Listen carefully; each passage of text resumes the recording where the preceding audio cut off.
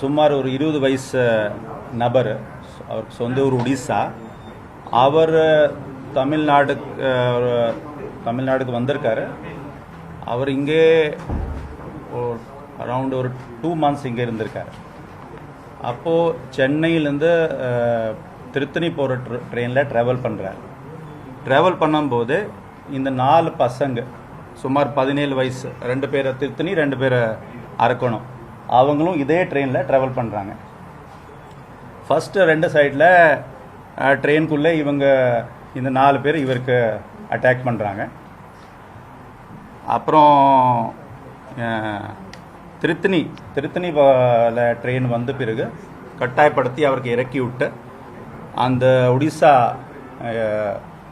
ஊர பையனை அசால்ட் பண்ணுறாங்க. அவர் 2 பட்டா கத்தி வச்சு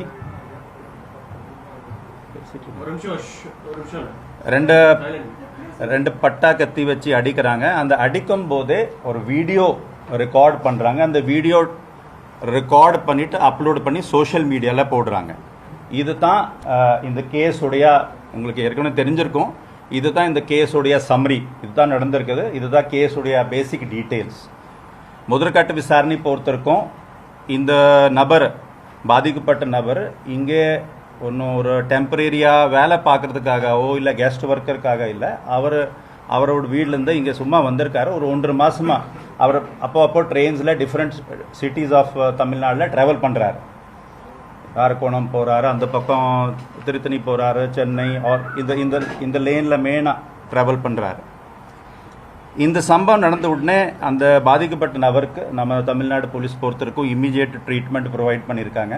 ஃபர்ஸ்ட் திருவள்ளூர் ஆஸ்பத்திரி ட்ரீட் பண்ணியிருக்காங்க. அங்கே மேல் சிகிச்சைக்காக திருவள்ளூர் கவர்மெண்ட் ஆஸ்பத்திரி ஹெட் குவார்ட்டர் ஹாஸ்பிட்டல் கூட்டிகிட்டு போயிருக்காங்க.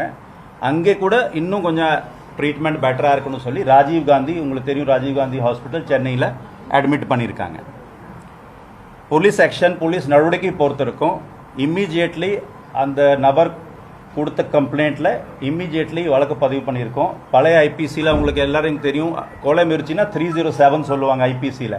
இப்போ அதுக்கு புது சட்டங்களில் பிஎன்எஸ்ல 109 பிஎன்எஸ் போட்டிருக்காங்க. அதுதான் இந்த கேஸ், இந்த வழக்கு பொறுத்திருக்கும், இந்த சம்பவம் பொறுத்திருக்கும் மேக்சிமம் செக்ஷன் நம்ம சட்டத்தில் போட முடியும். அதை அப்படியே இன்வோக் பண்ணியிருக்காங்க.